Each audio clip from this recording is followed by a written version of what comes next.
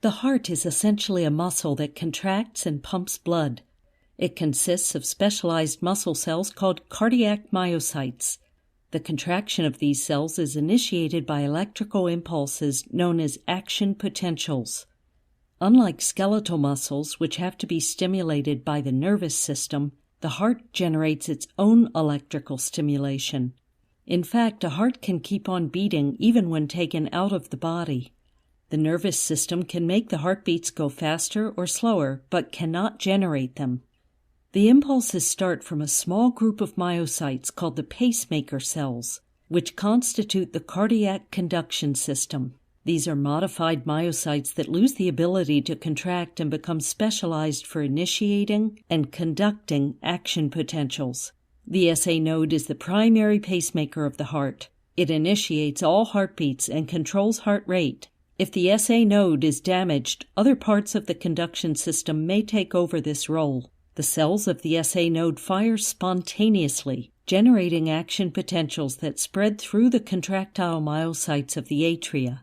The myocytes are connected by gap junctions, which form channels that allow ions to flow from one cell to another.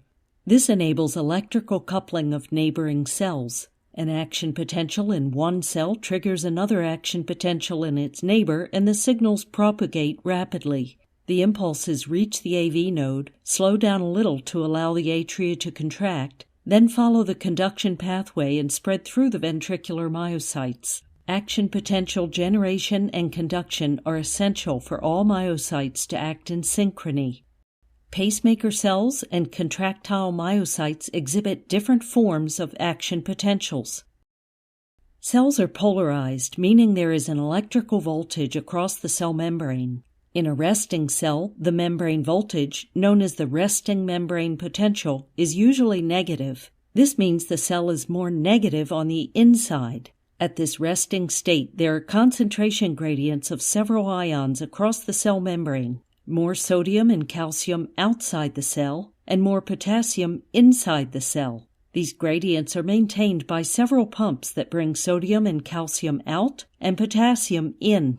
An action potential is essentially a brief reversal of electric polarity of the cell membrane and is produced by voltage-gated ion channels. These channels are passageways for ions in and out of the cell, and as their names suggest, are regulated by membrane voltage. They open at some values of membrane potential and close at others. When membrane voltage increases and becomes less negative, the cell is less polarized and is said to be depolarized. Reversely, when membrane potential becomes more negative, the cell is repolarized. For an action potential to be generated, the membrane voltage must depolarize to a critical value called the threshold. The pacemaker cells of the SA node spontaneously fire about 80 action potentials per minute, each of which sets off a heartbeat, resulting in an average heart rate of 80 beats per minute. Pacemaker cells do not have a true resting potential. The voltage starts at about -60 millivolts and spontaneously moves upward until it reaches the threshold of -40 millivolts. This is due to action of so-called funny currents, present only in pacemaker cells. Funny channels open when membrane voltage becomes lower than -40 millivolts and allow slow influx of sodium. The resulting depolarization is known as pacemaker potential. At threshold, calcium channels open, calcium ions flow into the cell, further depolarizing the membrane. This results in the rising phase of the action potential. At the peak of depolarization, potassium channels open, calcium channels inactivate, potassium ions leave the cell, and the voltage returns to -60 millivolts. This corresponds to the falling phase of the action potential. The original ionic gradients are restored thanks to several ionic pumps, and the cycle starts over. Electrical impulses from the SA node spread through the conduction system into the contractile myocytes. These myocytes have a different set of ion channels. In addition, their sarcoplasmic reticulum, the SR, stores a large amount of calcium. They also contain myofibrils. The contractile cells have a stable resting potential of -90 millivolts and depolarize only when stimulated, usually by a neighboring myocyte. When a cell is depolarized, it has more sodium and calcium inside the cell.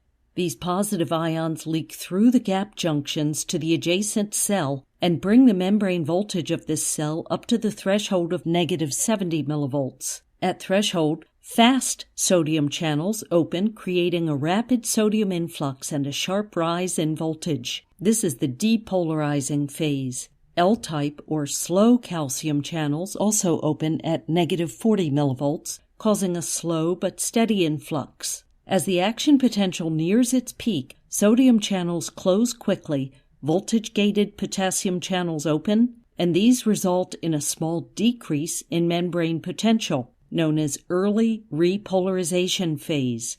The calcium channels, however, remain open, and the potassium efflux is eventually balanced by the calcium influx. This keeps the membrane potential relatively stable for about 200 milliseconds, resulting in the plateau phase, characteristic of cardiac action potentials.